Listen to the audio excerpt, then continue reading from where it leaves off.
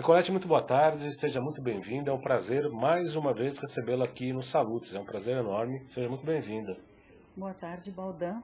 Prazer é meu. A Nicolete estava me dizendo há pouco, eu já a conheço há algum tempo, que ela é física. Eu tomei quase um susto porque eu não sabia dessa informação. E ela se tornou uma terapeuta, estudou muitas escolas, muitas teorias na área da terapia. E eu gostaria que a gente começasse o programa de hoje, Nicolete, falando um pouco da sua formação em física mesmo, em matemática, etc. E como é que isso acabou, como é que a Nicolete física, matemática acabou transmigrando, transmutando para a figura da terapeuta. Na realidade, essa pergunta é muito boa, Baldan, porque é a mesma coisa. Quando a gente se propõe a estudar física e, consequentemente, a matemática, que elas andam juntas, a física é descobrir as leis que regem os fenômenos no planeta e no universo. Uma vez que o ser humano saiu do planeta nos anos 60 para as primeiras explorações de espaço e que a gente adquiriu a capacidade de observar a si próprio de fora, né, do planeta Terra, a gente começou, ou eu comecei a perceber que assim como tem um grande universo, tem um universo dentro do nosso cérebro. E eu gostaria de saber como funciona esse cérebro, por que a gente se comporta da maneira como a gente se comporta e quais são as leis que regem isso. Isso me levou à neurociência. Então é a mesma coisa. Você quer dizer, é bastante interessante o que você está dizendo, Nicolete, porque isso comprova que tanto um dos aforismas, né, de Hermes, o Trismegisto, o 3 vezes grande, exatamente no sentido de que tudo que está em cima como está embaixo. Bastante interessante você falar que as leis universais, elas se refletem, elas ocorrem em similaridade com o que acontece com o cérebro.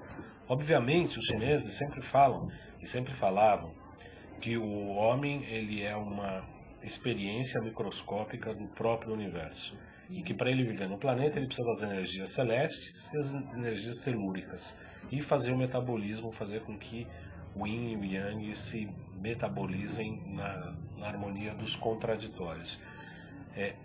A minha pergunta é, as leis universais não são só no cérebro que acontece, mas também no corpo humano, no metabolismo como um todo. Assim, é um processo holístico, né? Sim. Em tudo, em tudo. E o que se passa no cérebro reflete no físico, no emocional, no mental e no espiritual. E uma vez que você tem uma percepção de como essas coisas se dão, você tem uma qualidade de vida melhor. É muito interessante o que você está dizendo em relação ao cérebro. A busca da mente, a busca do controle da mente, hoje se faz testes os chamados PET scan, que também na verdade são exames que utilizam a física quântica, a mecânica quântica para poder fotografar as áreas do cérebro que são ativadas diante de determinadas situações. Tem um resumo de tudo que a gente foi no passado. Uma das coisas que me chamou a atenção quando eu fiz psicopatologia, Nicolete, é que o cérebro desenvolve, assim como o feto e o cérebro também, eles desenvolvem todos os reinos anteriores. Tem a chamada fase reptiliana, depois parece que tem uma fase muito próxima aos pequenos mamíferos, até chegar no homem. Quer dizer, como se fosse algo que vai sendo acrescentado e desenvolvido. Gostaria que você falasse um pouco sobre isso. Nós já mencionamos isso naquele programa anterior, a questão do cérebro, né? Então, nós temos um planeta com 4,4 ou 4,6 bilhões de anos, o surgimento da vida e o surgimento dos primeiros dinossauros e os grandes répteis. O cérebro está continuamente em evolução, mas ele não desativa aquela parte mais antiga. Então, nós temos dentro do nosso cérebro a parte reptiliana ainda, onde estão situadas as emoções de sobrevivência, que é o medo e a raiva. Porque há sempre um cuidado dessa parte do cérebro, está escaneando o meio ambiente, há uma capacidade extraordinária de milhões de bits por segundo, onde está o perigo, onde está o alarme, onde eu me sinto ameaçado como indivíduo e como espécie. Quer dizer, Essa é uma parte, né? Uma condição de vida praticamente de sobrevivência, algo que... É contínua, é contínua.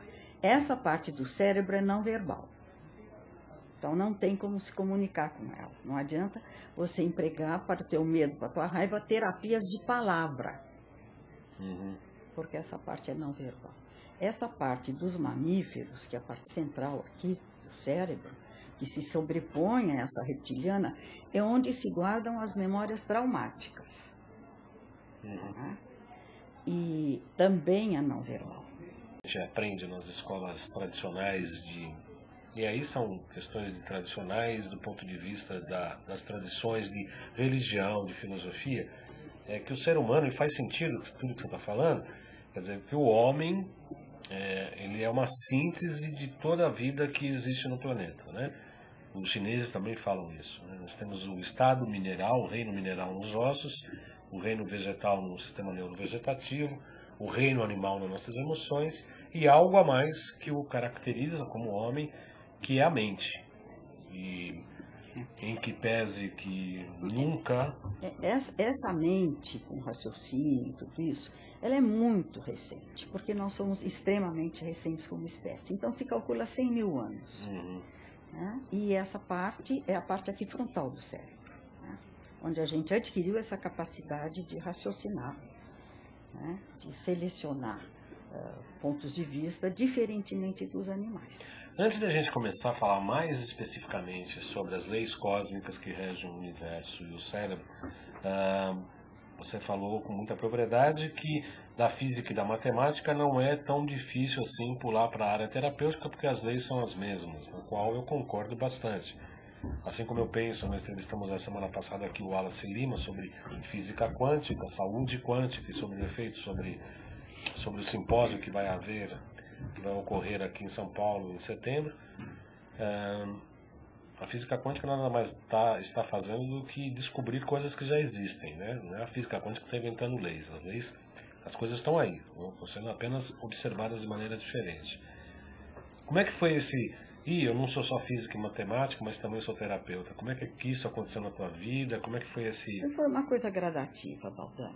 Foi gradativa, eu comecei a estudar, pesquisar, até chegar na neurociência, que foi a coisa que me satisfez muito e atendi muito tempo no Rio de Janeiro, baseada na neurociência, né? Nas afirmações e tudo isso, e a transformação do pensamento. Agora, quando eu tive contato com o EFT, então eu me entusiasmei muito, Aldão, e passei a atender com o EFT. O EFT significa Emotional Freedom Techniques, e é um instrumento universal de cura, desenvolvido por um engenheiro da Universidade de Stanford, nos Estados Unidos. Engenheiro, né? Engenheiro. E ele desenvolveu, então, esse protocolo, que ele chama de um instrumento universal de cura. É universal no sentido que ele não está ligado a nenhuma escola filosófica, a nenhuma escola psicológica, a nenhum, digamos, um ponto de vista religioso. Ele não se ocupa de nada disso. O EFT, eu discordo como acupunturista, obviamente, porque a acupuntura é acus e agulha, puntura é colocar, né? Então, eu estou escrevendo um artigo para o Jornal do Cambuci que eu falo que a acupuntura é uma grande mãe de várias técnicas modernas. Concordo. Concorda, né? Concordo. Isso é uma frase que não é minha, de um terapeuta, o Franco Rossi, que é italiano, que desenvolveu lá os cristais, os bastões de cristais e tal. E o EFT, a EFT, na verdade, a técnica, ela é baseada em pontos de acupuntura, sim, aliás, muito bem escolhidos, são maravilhosamente bem escolhidos, tem uma função maravilhosa, a gente pode até comentar aqui um pouco, mas o pessoal usa como assim, acupuntura sem agulha. Eu acho um pouco um marketing meio forçado demais, Nicolete, porque a acupuntura é acus e agulha, então a acupuntura sem agulha não existe, é como se fosse o arroz sem arroz ou feijão sem feijão, não é acupuntura. E, pode falar. Algumas pessoas dizem, inclusive o Dr. Matoso, acupressura em pontos selecionados. É melhor? Não é nem pressura, porque você acaba não pressionando, você acaba sempre Batendo, só... batendo, são batidas, são estímulos, né? É. Porque o Duin é uma acupressura. O Tuiná é uma massagem que utiliza pontos de acupuntura. Quer dizer, então, eu acho que a acupuntura sem agulhas, eu acho que é uma forçação de barra, porque usa pontos de acupuntura, trabalha com pontos de acupuntura, trabalha com a filosofia chinesa, até em alguns pontos bastante interessantes, mas não é acupuntura sem agulha, porque é nonsense, no meu modo de ver. Algumas pessoas acham esse método estranho. Estranho. Estranho, esquisitíssimo. Ué, e por quê? Não sei, às vezes aquilo começou nos Estados Unidos, então talvez dentro daquela cultura você ficar dando batidinhas em determinados pontos do seu corpo, para eles parece muito para obter um resultado, né? Um resultado de cura. Uhum. Então para eles parece um pouco estranho. Então eles pegaram palavras já conhecidas, técnicas já conhecidas, no caso a acupuntura, como uma justificativa dessas batidas nesses pontos. Eu acho que é mais uma coisa semântica para acalmar pessoas que acham aquilo esquisito. Realmente é uma técnica maravilhosa. A escolha dos pontos de acupuntura são absolutamente maravilhosas as escolhas. Se você quiser falar antes do Gama de Novo, indicar alguns pontos, eu faço algum comentário rápido sobre cada um deles, antes para a gente falar do Gama de Novo. Eu acho que a gente podia falar um pouquinho sobre esse conceito de cura. Tá. Né? Normalmente, quer você tenha um sintoma físico, emocional ou até mental, você imagina que se você não tiver mais o sintoma, que aquela questão está resolvida, mas necessariamente não. Não. Não, eu acho que não. Né? Porque pode surgir um sintoma num outro lugar. Então, a cura é quando realmente o que causou aquele sintoma desapareceu. E é isso que o EFT se propõe fazer. Que na verdade é o grande, se me permite, né, Nicolete, é o grande processo de cura. Porque o que se acontece hoje na medicina é a retirada apenas de sintomas sem remover o trauma, a causa de origem, como você mesmo disse. Quer dizer, tira do braço, vai para a perna, tira da perna, vai para o joelho, tira do joelho, vai para o quadril, do quadril vai para a coluna, da coluna vai para a cabeça e a sintomatologia vai se revezando porque o processo doentio da geração do sintoma não foi retirado, é isso mesmo? Exatamente. A causa não foi tocada. E como é que o FT ou a AFT coloca... O FT é muito interessante. Por exemplo, em questões físicas, para alergia é uma maravilha. Né? Para todas aquelas doenças inflamatórias, bursite, etc. Tendinite. É uma maravilha. É uma maravilha. E como é que é o processo, a mecânica da... Olha, ele é uma técnica que funciona e você pode experimentar para absolutamente tudo. A questão de você poder não ter resultado é quando o paciente está tão apegado àquele sintoma, como se a sua vida girasse em torno daquilo. A sua identidade está associada. Eu tenho asma e passo a vida inteira com aquela asma. Importei, né, mãe? É importante e mantém até a família em suspense, refém. Será que aquela pessoa vai ter novamente uma nova crise? Isso normalmente em psicologia a gente chama isso de ganho secundário, né? A pessoa sempre tem um ganho. Lá que eu falava em gozo, né? É o gozo. Bom, então, a gente tem forma de contornar isso no FT, que são alguns pontos onde você trabalha o que eles chamam de reversão psicológica, que é essa resistência. São 2 pontos aqui, nós já falamos também isso, se você se lembra, esquece. Esquece que já falamos nada. Começamos agora. 2 pontos, aqui mais ou menos 2,5 polegadas abaixo desse pontinho aqui do colarinho, e para cá, e são pontos extremamente dolorosos. Uhum. Mas você fricciona, enfim, aperta esses pontinhos e você vai, então, desativando essa resistência psicológica para poder usar a técnica. Esses pontos aqui realmente são muito doloridos, está muito próximo à região que a gente chama de P1, o vaso do pulmão 1.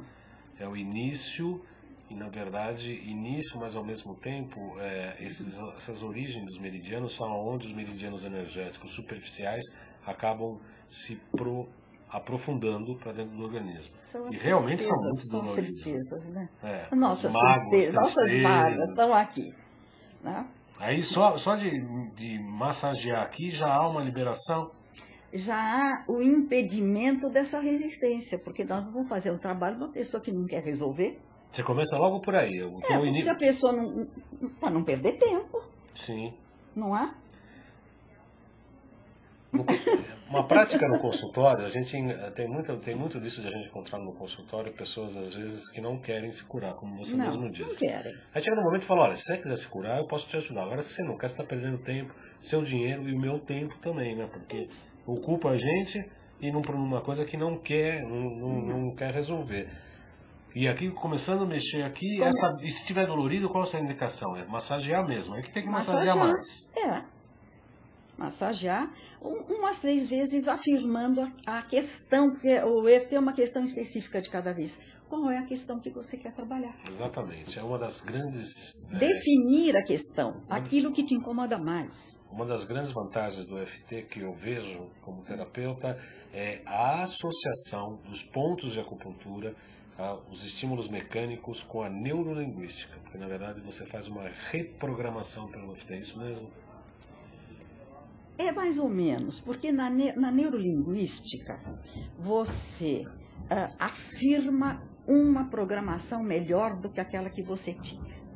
Então você está reprogramando. Você reprograma. Aqui não. Você afirma o negativo e ele vai se apagando. Afirma o negativo. Afirma o negativo. Mas trabalha a autoestima. Então, embora eu tenha essa questão, embora eu tenha dor de cabeça mensalmente, enxaquecas pavorosas, embora eu tinha, então eu tenha isso. Você afirma positivamente isso.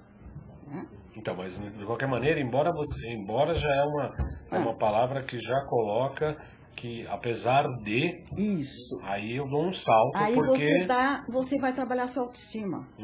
Apesar disso, eu me amo, me aceito e me aprovo profunda e completamente. Né? Agora essa a ferramenta, a afirmação do amor é a coisa mais importante para sobrepujar a queixa? Eu acho que sim. Porque muitas vezes você tendo qualquer doença física, uma questão emocional, você se sente absolutamente arrasado por aquilo. Né? Como se você tivesse menos valor por ter uma questão física ou uma questão emocional que você não está conseguindo resolver. Então é importante você trabalhar a autoestima. Senão a autoestima vai ficar associada àquele sintoma negativo. Né? Então a gente começou com a massagem no P1, que vocês podem fazer aí em casa, descobrir esse ponto que é dolorido.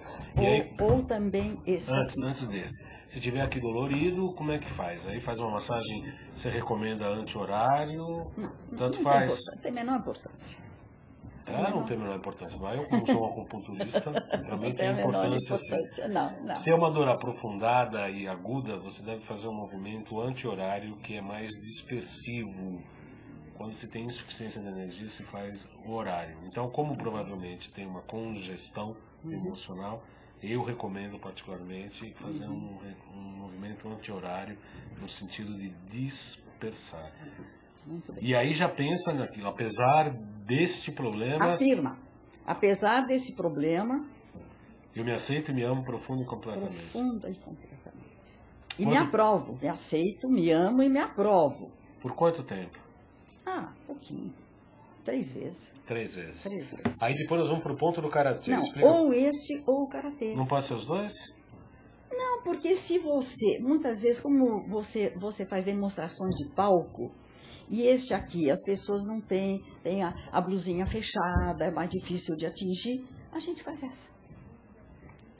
Esse ponto aqui, você me permite, a Lilian Visaqueiro e o Sérgio Friedman estão também curtindo o nosso programa, sejam bem-vindos, por favor encaminhem as perguntas pelo chat da AltV, www.altv.com.br. Estou aqui online no chat, ou aqui mesmo pelo Facebook, pela minha página João Carlos Baldan.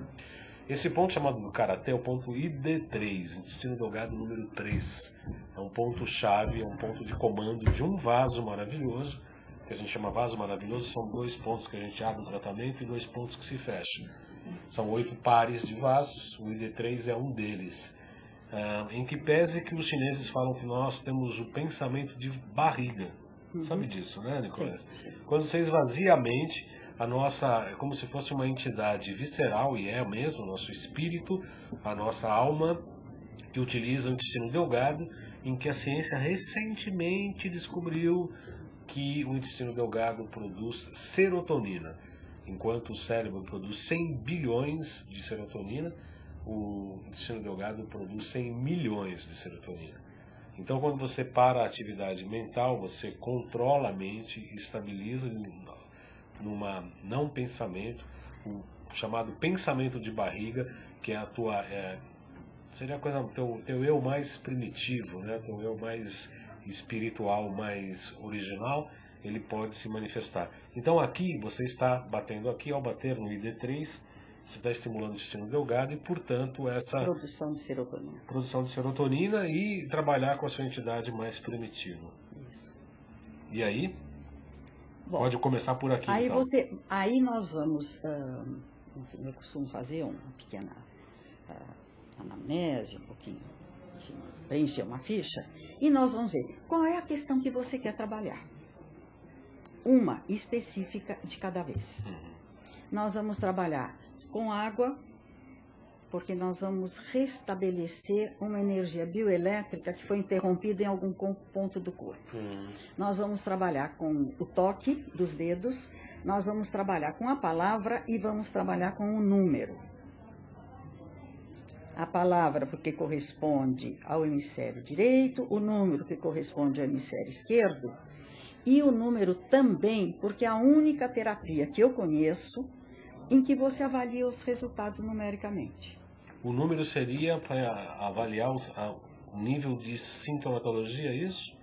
Qual o número? Para avaliar, sim, a sintomatologia e para avaliar se você obteve resultado ou não. Porque o teu cérebro vai te dar esse número. Se você zerou essa questão, você zerou essa questão. Então, não é, mesmo em caso de questões emocionais, não é que você vai esquecer aquilo que aconteceu. Porém, aquilo se transforma em uma memória absolutamente insignificante. Você não sofre mais por causa daquilo. Você fala, que besteira, já passou. Essa informação é bastante interessante, viu, Nicolete? Eu gostaria que você explicasse um pouco melhor, porque quando a gente fala de remoção de trauma, parece que você pega o trauma, coloca no caixote e joga na esquina.